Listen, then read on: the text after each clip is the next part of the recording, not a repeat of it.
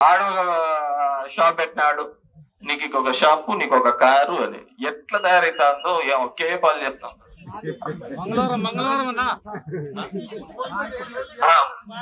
Market లో పోయి బీరకాయలు కొనడము. ఇంకా ఇంకా ఈ ఆర్టిస్టులు ఇవన్నీ ఎక్కడెక్కడి నుంచి ఒకటే పోవడం. ఒకటో రోజు మాత్రం ఖచ్చితంగా ఒక టెలి సీరియల్ 10 నిమిషాలకు తయారవుతాడు. ఖచ్చితంగా ఒక పిట్ అయితే వదులుతాడు. ప్రతి 1వ తేదీకి అయితే ఒకటైతే వదులుతాడు.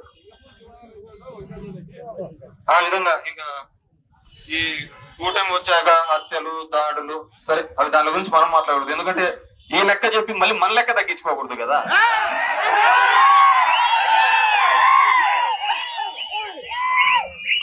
ఈ లెక్క చెప్పి మన లెక్క కూడా తగ్గించుకోకూడదు.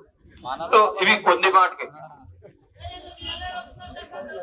ధర్మవరంలో చేనేతలకు వస్తాను. 24,000 వస్తాను. 24,000 30 చేసినట్టున్నారు.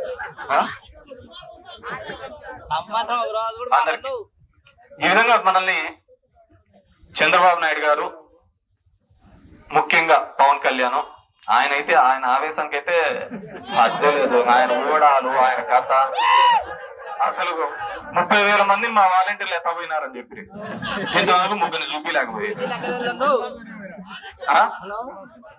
సినిమా షూటింగ్, ఏ సినిమా షూటింగ్ పోతా నిన్న ఆ బాక్స్ అమ్ముకోవడానికి చచ్చిపోతున్నాడు. హరిహర అమ్ముకోవడానికి ఆ థియేటర్ లో సిప్ అనే థియేటర్ అని చెప్పారు. బాక్స్ వాడు లేకుండా పోయినాడు. అదే మనం చేసినాం అనుకో, చిరంజీవి ఇంకా పెద్ద వీళ్ళన్న ఆర్టిస్ట్ మళ్ళీ బయటకు వచ్చి తమ్మునికి చెప్పేది, ఇతను ఊరికి పోయేది, దిల్ రాజు అదే మీటింగ్ లో నువ్వు ఊపి రెడ్డి కదా అని చెప్పేసి ఎంత అంటే అంత తిక్కోళ్ళు అని చేసినాడు. ఒకసారి అది మనల్ని ఎప్పుడు చేస్తూనే ఉంటాడు. మళ్ళీ అదే దారే ఉంటుంది. ఎందుకంటే రోషం లేని బతుకులైతే పౌరుషంగా అరే ఇట్లా మోసం చేసినాడు. మామూలుగా ఒకసారి సిటీలు ఎగరగొట్టి మళ్ళీ ఊర్లోకి వచ్చని మనం పట్టేసుకొని కొడతా అంటారు. ఇంతమందికి ఇన్ని హామీలు ఇచ్చి ఎగరగొట్టి అన్ని చేసిన తర్వాత కూడా ఈ విధంగా మోసం చేసుకుంటారు. నాకు అదే దీంట్లో ఉంటుంది చూడు, దానవీర సూరకర్ణలో ధృతరాష్ట్రుడు ఆమెను పంచాలను కొడితే ధర్మరాజు దుశ్శాసన పంపిస్తే ఆమె అంటది తన్నోడి, ఇది అర్థం కాకుండా పోయిన పరిస్థితి. అంటే వాళ్ళు ఓడిపోయి నన్ను ఓడిచ్చినాడు అంటారు పాంచాలి. ఎవరు అతను ఓడిపోయి నేను ఓడిపోయినానా, నేను ఓడిపోయి తను ఓడిపోయినాను. మన పరిస్థితి అట్లే ఉంది, జనాల పరిస్థితి అట్లే ఉంది. జగన్మోహన్ రెడ్డిని వైఎస్ఆర్ కాంగ్రెస్ పార్టీని ఓడించడం వల్ల ఎవరికి నష్టం వచ్చింది? సరే మన దాంట్లో అయితే మనకు జనాలకు కార్యకర్తలకు నష్టం వచ్చింది మీకు అనుకోవచ్చు. జనమే కదా బాధపడుతుండేది, జనాలే కదా ఇబ్బంది పడుతుండేది. రైతు ఇబ్బంది పడుతున్నాడు, కర్షకుడు ఇబ్బంది పడుతున్నాడు, కార్మికుడు ఇబ్బంది పడుతున్నాడు, ప్రతి వాడు ఇబ్బంది పడుతున్నాడు. ఏ సోకాల్డ్ సాహుకారులు లెక్కలున్నాలో వాళ్ళు ఇబ్బంది పడతారు. జనాలు లేకే డబ్బులు ఉంటాయి కదా వాళ్ళకి వ్యాపారాలు జరిగేది. మనం ప్రస్తుతం అనుకుంటా అంటే వాళ్ళకేం వ్యాపారాలు జరుగుతాయి. పేదవాడు ప్రస్తుతం ఉంటే ధనవంతుల దగ్గర కూడా ఏం డబ్బులు. ఎవరు ఇక్కడ బాగుపడతాండేదంటే ఈ ముగ్గురు, పవన్ కళ్యాణ్, లోకేష్, చంద్రబాబు. ఈ ముగ్గురు మాత్రం బాగా బాగుపడుతున్నారు. బాగా హెలికాప్టర్లు తిరుగుతానే, బాగా కొత్తగా తిరుగుతున్నారు. కాబట్టి మనం కూడా ఈ వెన్నుపోటు ఏ రోజైతే మనల్ని కూడా ప్రజాస్వామ్యంలో ఒక ఎప్పుడూ లేని విధంగా ఒక చారిత్రాత్మకంగా జగన్మోహన్ రెడ్డి గారు తీసుకొని వచ్చిన నిర్ణయాల వల్ల ప్రజల బతుకులు బాగుపడతాయి. పేదలకు చదివించాలి, ఒక ఉన్నతమైన స్థాయికి చదివించాలి అంటే వాళ్ళకి ఆర్థికంగా భారం ఉండకూడదు. ఆ చదువు అంతా కూడా ఉచితంగా చెప్పాలి, ఉచితంగా నేర్పించాలి అనే ఒక బాధ్యత తీసుకున్నవాడు జగన్మోహన్ రెడ్డి.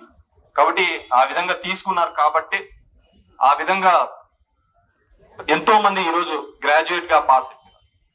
ఈరోజు ఉద్యోగస్తుల్లో కూడా చూసినాం, ఎన్నెన్నో హామీలు చెప్పినాడు. ఇప్పుడు వాళ్ళ పరిస్థితి కూడా ఉంది. మనకన్నా 2 ఏళ్ళు 3 ఏళ్ల తర్వాత ధర్నా చేస్తారు, వీళ్ళకి ఇప్పుడు 6 నెలలకే ధర్నాలు చేస్తారు. మనకన్నా బాబు ఎలక్షన్ల వరకు ఎవరు మాట్లాడలేవు, అందరూ ఓటేస్తానంటే సైలెంట్ గా ఉన్నారు. ఇప్పుడు ఆడిపోయినా కానీ జనాలే తిడుతున్నారు. 6 నెలలకే మొదలుపెట్టింది. ఏమంటే కేవలం ఒక వ్యవస్థను అడ్డం పెట్టుకొని అందరినీ బూచిగా చేసుకొని రాజకీయం చేయాలా, ఎలక్షన్స్ చేసుకోవాలనే ఒక ఆలోచనతో ఉన్నారు. డెఫినెట్ గానే ఒక సంవత్సరంలోనే ఇంత వ్యతిరేకత తెచ్చుకున్న ప్రభుత్వం ఏదే కానీ, ఇంత వ్యతిరేకత తీసుకొని వచ్చిన ప్రభుత్వం ఏదే కానీ లేదు. ఖచ్చితంగా ప్రజలు గుణపాఠాలు చెప్తారు ఈ దోపిడీకి, ఈ దౌర్జన్యాలకు. అంతా కూడా ఈ దోపిడీ కూడా ఖచ్చితంగా ఇది చేస్తారని చెప్పేసి తెలియజేసుకుంటూ చంద్రబాబు నాయుడు గారికి వచ్చే ఎలక్షన్స్ లో ప్రజలు మేల్కొనాలి, ప్రజలు ఆలోచించాలి ఎవరు మనకు న్యాయం చేశాడు. ఒక మండల స్థాయి నుంచి వికేంద్రీకరణ దిశగా తీసుకొని వచ్చి 2000 ఇళ్లకు ఒక సచివాలయ వ్యవస్థను తీసుకొని వచ్చి ఈరోజు చూడండి, ఒక చిన్న ఊర్లో పోతున్న ఒక హాస్పిటల్ ఉంటుంది, ఒక డాక్టర్ 2 నర్సులు ఉంటారు. రోజు ఒక 50-60 మందికి ఒక వాళ్ళ ఆరోగ్యానికి సంబంధించి తీసుకునొచ్చు. ఒక విలేజ్ క్లినిక్ తీసుకొని రావడం జరిగింది. మనం కూడా అదే విధంగా ఒక డాక్టర్ని పంపించినాడు, ఇంటికి పంపించినాడు. ఏం రోగాలు ఉన్నాయి, షుగర్లు ఉన్నాయి, బీపీలు ఉన్నాయి అని చెక్ చేయండి. ఇప్పుడు హాస్పిటల్లో పోతే చూసేవాడు పరుగుతున్నాడు. కాబట్టి ఖచ్చితంగా మనం ఈ రాబోయే కాలంలో చంద్రబాబు నాయుడు ఈ కూటమి చేస్తున్న దౌర్జన్యాల మీద పోరాడి ఖచ్చితంగా కూడా మళ్ళీ వైఎస్ఆర్ కాంగ్రెస్ పార్టీని గతంలో కంటే ఎక్కువ సీట్లతో, ఎక్కువ మెజార్టీలతో వైఎస్ఆర్ కాంగ్రెస్ పార్టీ కార్యకర్తలతో కాబట్టి జనంది కూడా పబ్లిక్ కూడా ఆలోచించుకోవాల్సిన అవసరము, ఆవశ్యకత ఉందని చెప్పేసి తెలియజేసుకుంటూ ఈ కార్యక్రమానికి ఇచ్చేసిన మీ అందరికీ కూడా మరొక్కసారి కోరుతున్న ధన్యవాదాలు.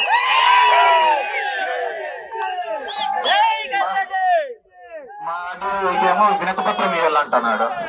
మా అడ్డు చూస్తుంటే ఈసీక మట్టి అంతా బాగా ఎత్తుతున్నాడు. ఎవరికి ఇలా నేను దొంగకే ఇచ్చినట్టు ఉంటుంది. నాది నేనే దొంగకి యాపిల్ లెక్కెత్తుతానంట. 10 లక్షలు ఎత్తి ఇచ్చాడు అంటే నేను యాపిల్ యాడ్ ఇచ్చా మీరే ఇచ్చుకోకుండా నేను ఈయన ఉంటా 10 రకం